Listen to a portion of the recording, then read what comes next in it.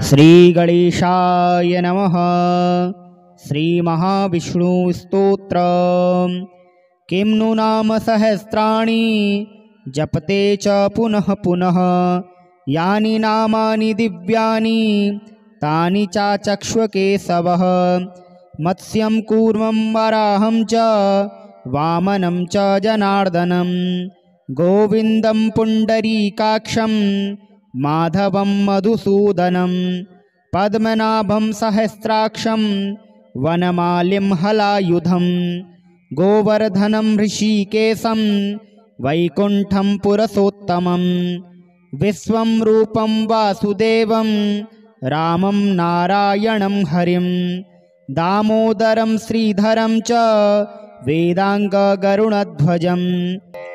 अनन्तं कृष्णगोपालं जपतो नास्ति पातकम्। गवां कोटिप्रदानस्य अश्वमेधशतस्य च। कन्यादानसहस्राणां फलं प्राप्नोति मानवः। अमायां वा पौर्णमास्यामेकादश्यां तथैव च। सन्ध्याकाले स्मरे नित्यं प्रातःकाले तथैव च। मध्याह्ने च जपन्नित्यं सर्वपापे प्रमुच्यते। किं नु नाम सहस्राणि जपते च पुनः पुनः। यानि नामानि दिव्यानि तानि चाचक्ष्व केशवः। मत्स्यं कूर्मं वराहं च वामनं च जनार्दनं। गोविन्दं पुण्डरीकाक्षं माधवं मधुसूदनं। पद्मनाभं सहस्राक्षं वनमालिं हलायुधं। गोवर्धनं ऋषिकेशं वैकुण्ठं पुरुषोत्तमं। विश्वं रूपं वासुदेवं रामं नारायणं हरिं। दामोदरं श्रीधरं च वेदाङ्गगरुणध्वजम्। अनन्तं कृष्णगोपालं जपतो नास्ति पातकम्। गवां कोटिप्रदानस्य अश्वमेधशतस्य च। कन्यादानसहस्राणां फलं प्राप्नोति मानवः। अमायां वा पौर्णमास्यामेकादश्यां तथैव च। सन्ध्याकाले स्मरे नित्यं प्रातःकाले तथैव च। मध्याह्ने च जपन्नित्यं सर्वपापे प्रमुच्यते। किं नु नाम सहस्राणि जपते च पुनः पुनः। यानि नामानि दिव्यानि तानि चाचक्ष्व केशवः। मत्स्यं कूर्मं वराहं च वामनं च जनार्दनं। गोविन्दं पुण्डरीकाक्षं माधवं मधुसूदनं। पद्मनाभं सहस्राक्षं वनमालिं हलायुधं। गोवर्धनं ऋषिकेशं वैकुण्ठं पुरुषोत्तमं। विश्वं रूपं वासुदेवं रामं नारायणं हरिं। दामोदरं श्रीधरं च वेदाङ्गगरुणध्वजम्। अनन्तं कृष्णगोपालं जपतो नास्ति पातकम्। गवां कोटिप्रदानस्य अश्वमेधशतस्य च। कन्यादानसहस्राणां फलं प्राप्नोति मानवः। अमायां वा पौर्णमास्यामेकादश्यां तथैव च। सन्ध्याकाले स्मरे नित्यं प्रातःकाले तथैव च। मध्याह्ने च जपन्नित्यं सर्वपापे प्रमुच्यते। किं नु नाम सहस्राणि जपते च पुनः पुनः। यानि नामानि दिव्यानि तानि चाचक्ष्व केशवः। मत्स्यं कूर्मं वराहं च वामनं च जनार्दनं। गोविन्दं पुण्डरीकाक्षं माधवं मधुसूदनं। पद्मनाभं सहस्राक्षं वनमालिं हलायुधं। गोवर्धनं ऋषिकेशं वैकुण्ठं पुरुषोत्तमं। विश्वं रूपं वासुदेवं रामं नारायणं हरिं। दामोदरं श्रीधरं च वेदाङ्गगरुणध्वजम् अनन्तं कृष्णगोपालं जपतो नास्ति पातकम् गवां कोटिप्रदानस्य अश्वमेधशतस्य च कन्यादानसहस्राणां फलं प्राप्नोति मानवः अमायां वा पौर्णमास्यामेकादश्यां तथैव च सन्ध्याकाले स्मरे नित्यं प्रातःकाले तथैव च मध्याह्ने च जपन्नित्यं सर्वपापे प्रमुच्यते। किं नु नाम सहस्राणि जपते च पुनः पुनः यानि नामानि दिव्यानि तानि चाचक्ष्व केशवः मत्स्यं कूर्मं वराहं च वामनं च जनार्दनं गोविन्दं पुण्डरीकाक्षं माधवं मधुसूदनं पद्मनाभं सहस्राक्षं वनमालिं हलायुधं गोवर्धनं ऋषिकेशं वैकुण्ठं पुरुषोत्तमं विश्वं रूपं वासुदेवं रामं नारायणं हरिं दामोदरं श्रीधरं च वेदाङ्गगरुणध्वजम् अनन्तं कृष्णगोपालं जपतो नास्ति पातकम् गवां कोटिप्रदानस्य अश्वमेधशतस्य च कन्यादानसहस्राणां फलं प्राप्नोति मानवः अमायां वा पौर्णमास्यामेकादश्यां तथैव च सन्ध्याकाले स्मरे नित्यं प्रातःकाले तथैव च मध्याह्ने च जपन्नित्यं सर्वपापे प्रमुच्यते। किं नु नाम सहस्राणि जपते च पुनः पुनः यानि नामानि दिव्यानि तानि चाचक्ष्व केशवः मत्स्यं कूर्मं वराहं च वामनं च जनार्दनं गोविन्दं पुण्डरीकाक्षं माधवं मधुसूदनं पद्मनाभं सहस्राक्षं वनमालिं हलायुधं गोवर्धनं ऋषिकेशं वैकुण्ठं पुरुषोत्तमं विश्वं रूपं वासुदेवं रामं नारायणं हरिं दामोदरं श्रीधरं च वेदाङ्गगरुणध्वजम् अनन्तं कृष्णगोपालं जपतो नास्ति पातकम् गवां कोटिप्रदानस्य अश्वमेधशतस्य च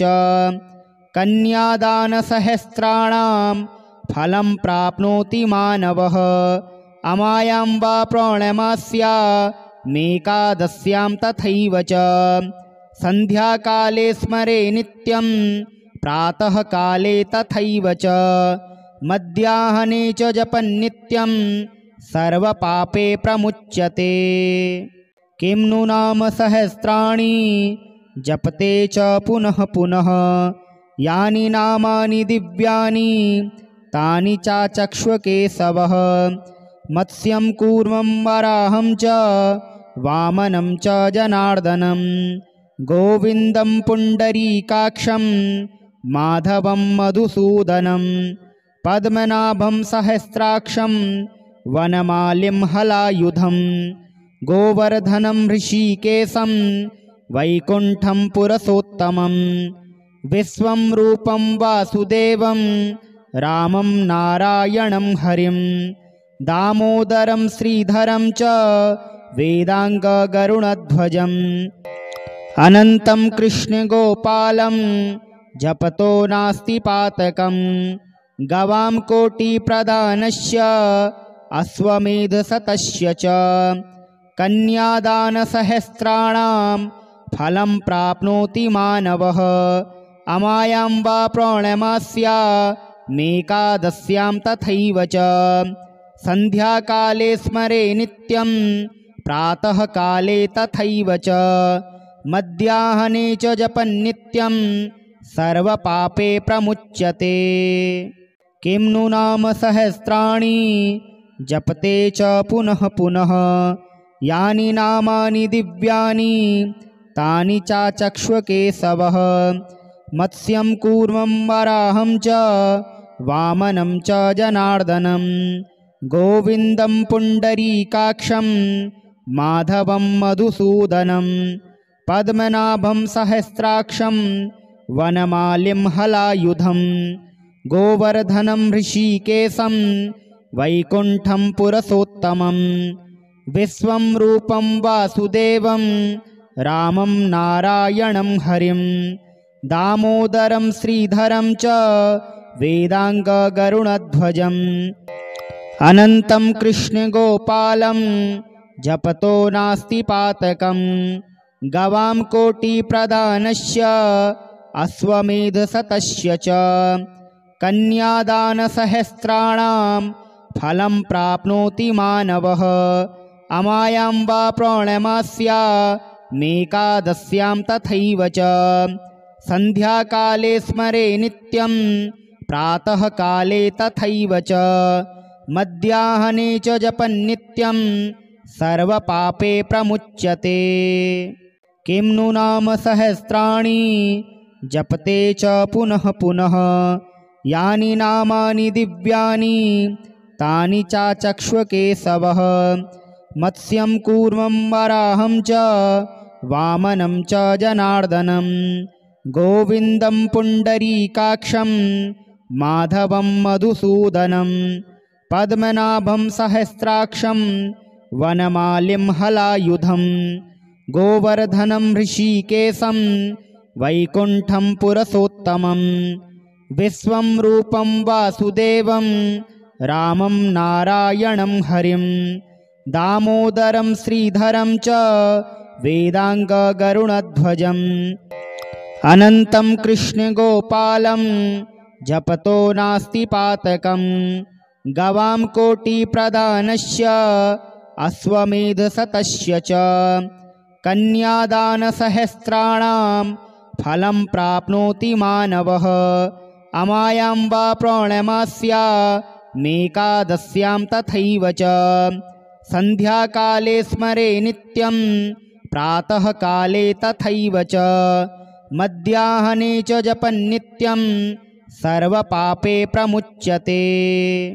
किं नु नाम सहस्राणि जपते च पुनः पुनः यानि नामानि दिव्यानि तानि चाचक्ष्व केशवः मत्स्यं कूर्मं वराहं च वामनं च जनार्दनं गोविन्दं पुण्डरीकाक्षं माधवं मधुसूदनं पद्मनाभं सहस्राक्षं वनमालिं हलायुधं गोवर्धनं ऋषिकेशं वैकुण्ठं पुरुषोत्तमं विश्वं रूपं वासुदेवं रामं नारायणं हरिं दामोदरं श्रीधरं च वेदाङ्गगरुणध्वजम् अनन्तं कृष्णगोपालं जपतो नास्ति पातकं गवां कोटिप्रदानस्य अश्वमेधशतस्य च कन्यादानसहस्राणां फलं प्राप्नोति मानवः अमायां वा पौर्णमास्या मेकादस्यां तथैव च सन्ध्याकाले स्मरे नित्यं प्रातःकाले तथैव च मध्याह्ने च जपन्नित्यं सर्वपापे प्रमुच्यते। किं नु नाम सहस्राणि जपते च पुनः पुनः यानि नामानि दिव्यानि तानि चाचक्ष्व केशवः मत्स्यं कूर्मं वराहं च वामनं च जनार्दनं गोविन्दं पुण्डरीकाक्षं माधवं मधुसूदनं पद्मनाभं सहस्राक्षं वनमालिं हलायुधं गोवर्धनं ऋषिकेशं वैकुण्ठं पुरुषोत्तमं विश्वं रूपं वासुदेवं रामं नारायणं हरिं दामोदरं श्रीधरं च वेदाङ्गगरुणध्वजम् अनन्तं कृष्णगोपालं जपतो नास्ति पातकं गवां कोटिप्रदानस्य अश्वमेधशतस्य च कन्यादानसहस्राणां फलं प्राप्नोति मानवः अमायां वा पौर्णमास्यामेकादश्यां तथैव च सन्ध्याकाले स्मरे नित्यं प्रातःकाले तथैव च मध्याह्ने च जपन्नित्यं सर्वपापे प्रमुच्यते। किं नु नाम सहस्राणि जपते च पुनः पुनः यानि नामानि दिव्यानि तानि चाचक्ष्व केशवः मत्स्यं कूर्मं वराहं च वामनं च जनार्दनं गोविन्दं पुण्डरीकाक्षं माधवं मधुसूदनं पद्मनाभं सहस्राक्षं वनमालिं हलायुधं गोवर्धनं ऋषिकेशं वैकुण्ठं पुरुषोत्तमं विश्वं रूपं वासुदेवं रामं नारायणं हरिं दामोदरं श्रीधरं च वेदाङ्गगरुणध्वजम् अनन्तं कृष्णगोपालं जपतो नास्ति पातकं गवां कोटिप्रदानस्य अश्वमेधशतस्य च कन्यादानसहस्राणां फलं प्राप्नोति मानवः अमायां वा पौर्णमास्यामेकादश्यां तथैव च सन्ध्याकाले स्मरे नित्यं प्रातःकाले तथैव च मध्याह्ने च जपन्नित्यं सर्वपापे प्रमुच्यते। किं नु नाम सहस्राणि जपते च पुनः पुनः यानि नामानि दिव्यानि तानि चाचक्ष्व केशवः मत्स्यं कूर्मं वराहं च वामनं च जनार्दनं गोविन्दं पुण्डरीकाक्षं माधवं मधुसूदनं पद्मनाभं सहस्राक्षं वनमालिं हलायुधं गोवर्धनं ऋषिकेशं वैकुण्ठं पुरुषोत्तमं विश्वं रूपं वासुदेवं रामं नारायणं हरिं दामोदरं श्रीधरं च वेदाङ्गगरुणध्वजम् अनन्तं कृष्णगोपालं जपतो नास्ति पातकं गवां कोटिप्रदानस्य अश्वमेधशतस्य च कन्यादानसहस्राणां फलं प्राप्नोति मानवः अमायां वा पौर्णमास्यामेकादश्यां तथैव च सन्ध्याकाले स्मरे नित्यं प्रातःकाले तथैव च मध्याह्ने च जपन्नित्यं सर्वपापे प्रमुच्यते। किं नु नाम सहस्राणि जपते च पुनः पुनः यानि नामानि दिव्यानि तानि चाचक्ष्व केशवः मत्स्यं कूर्मं वराहं च वामनं च जनार्दनं गोविन्दं पुण्डरीकाक्षं माधवं मधुसूदनं पद्मनाभं सहस्राक्षं वनमालिं हलायुधं गोवर्धनं ऋषिकेशं वैकुण्ठं पुरुषोत्तमं विश्वं रूपं वासुदेवं रामं नारायणं हरिं दामोदरं श्रीधरं च वेदाङ्गगरुणध्वजम् अनन्तं कृष्णगोपालं जपतो नास्ति पातकं गवां कोटिप्रदानस्य अश्वमेधशतस्य च कन्यादानसहस्राणां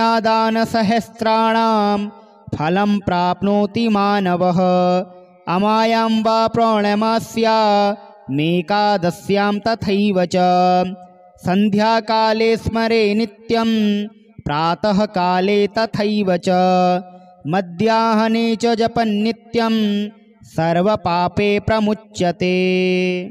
किं नु नाम सहस्राणि जपते च पुनः पुनः यानि नामानि दिव्यानि तानि चाचक्ष्व केशवः मत्स्यं कूर्मं वराहं च वामनं च जनार्दनं गोविन्दं पुण्डरीकाक्षं माधवं मधुसूदनं पद्मनाभं सहस्राक्षं वनमालिं हलायुधं गोवर्धनं ऋषिकेशं वैकुण्ठं पुरुषोत्तमं विश्वं रूपं वासुदेवं रामं नारायणं हरिं दामोदरं श्रीधरं च वेदाङ्गगरुणध्वजम् अनन्तं कृष्णगोपालं जपतो नास्ति पातकं गवां कोटिप्रदानस्य अश्वमेधशतस्य च कन्यादानसहस्राणां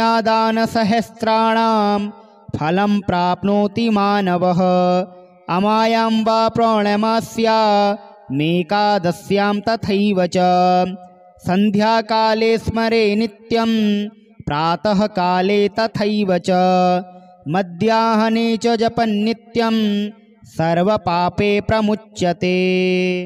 किं नु नाम सहस्राणि जपते च पुनः पुनः यानि नामानि दिव्यानि तानि चाचक्ष्वकेशवः मत्स्यं कूर्मं वराहं च वामनं च जनार्दनं गोविन्दं पुण्डरीकाक्षं माधवं मधुसूदनं पद्मनाभं सहस्राक्षं वनमालिं हलायुधं गोवर्धनं ऋषिकेशं वैकुण्ठं पुरुषोत्तमं विश्वं रूपं वासुदेवं रामं नारायणं हरिं दामोदरं श्रीधरं च वेदाङ्गगरुणध्वजम् अनन्तं कृष्णगोपालं जपतो नास्ति पातकं गवां कोटिप्रदानस्य अश्वमेधशतस्य च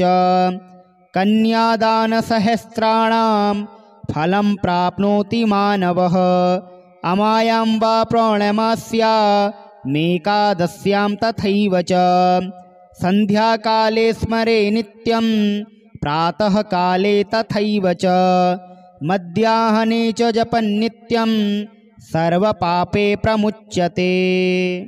किं नु नाम सहस्राणि जपते च पुनः पुनः यानि नामानि दिव्यानि तानि चाचक्ष्वकेशवः मत्स्यं कूर्मं वराहं च वामनं च जनार्दनं गोविन्दं पुण्डरीकाक्षं माधवं मधुसूदनं पद्मनाभं सहस्राक्षं वनमालिं हलायुधं गोवर्धनं ऋषिकेशं वैकुण्ठं पुरुषोत्तमं विश्वं रूपं वासुदेवं रामं नारायणं हरिं दामोदरं श्रीधरं च वेदाङ्गगरुणध्वजम् अनन्तं कृष्णगोपालं जपतो नास्ति पातकं गवां कोटिप्रदानस्य अश्वमेधशतस्य च कन्यादानसहस्राणां फलं प्राप्नोति मानवः अमायां वा पौर्णमास्यामेकादश्यां तथैव च सन्ध्याकाले स्मरे नित्यं प्रातःकाले तथैव च मध्याह्ने च जपन्नित्यं सर्वपापे प्रमुच्यते।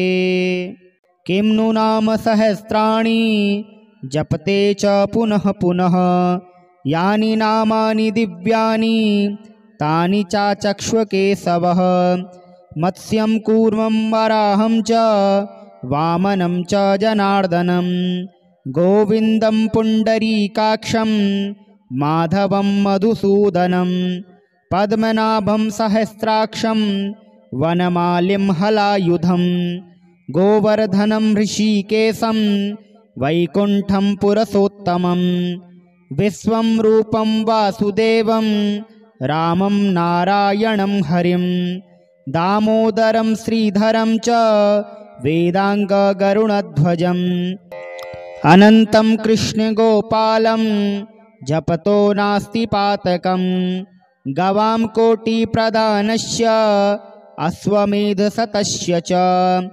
कन्यादानसहस्राणां फलं प्राप्नोति मानवः अमायां वा पौर्णमास्यामेकादश्यां मेकादस्यां तथैव च सन्ध्याकाले स्मरे नित्यं प्रातःकाले तथैव च मध्याह्ने च जपन्नित्यं सर्वपापे प्रमुच्यते। किं नु नाम सहस्राणि जपते च पुनः पुनः यानि नामानि दिव्यानि तानि चाचक्ष्व केशवः।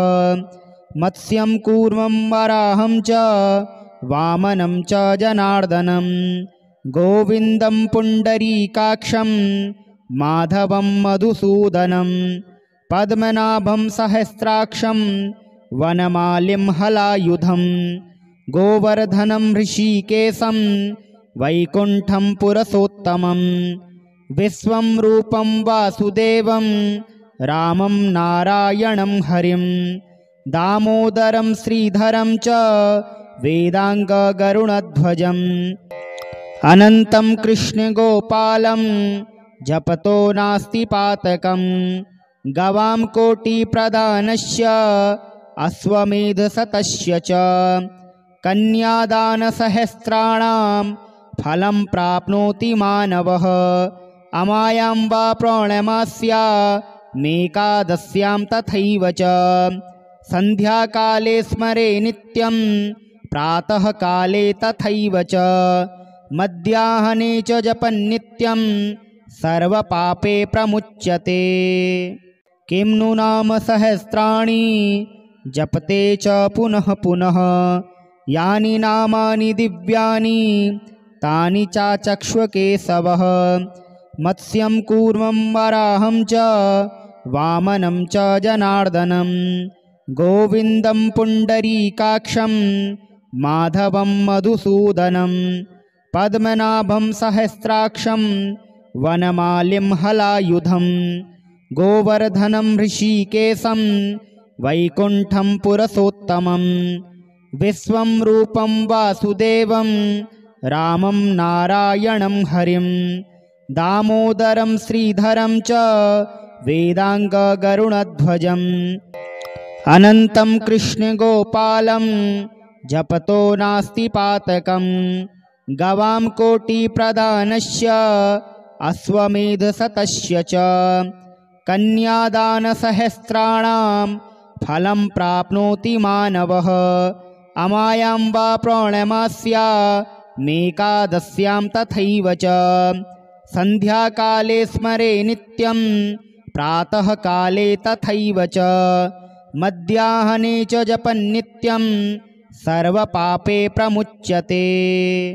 किं नु नाम सहस्राणि जपते च पुनः पुनः यानि नामानि दिव्यानि तानि चाचक्ष्व केशवः।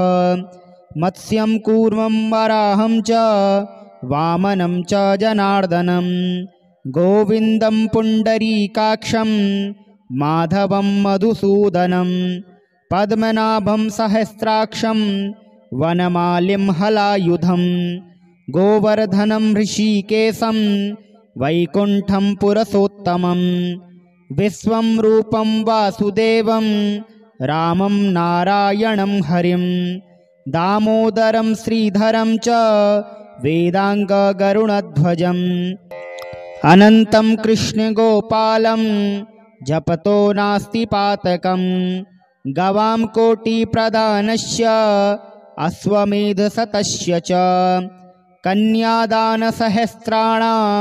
फलं प्राप्नोति मानवः अमायां वा पौर्णमास्या मेकादस्यां तथैव च सन्ध्याकाले स्मरे नित्यं प्रातःकाले तथैव च मध्याह्ने च जपन्नित्यं सर्वपापे प्रमुच्यते।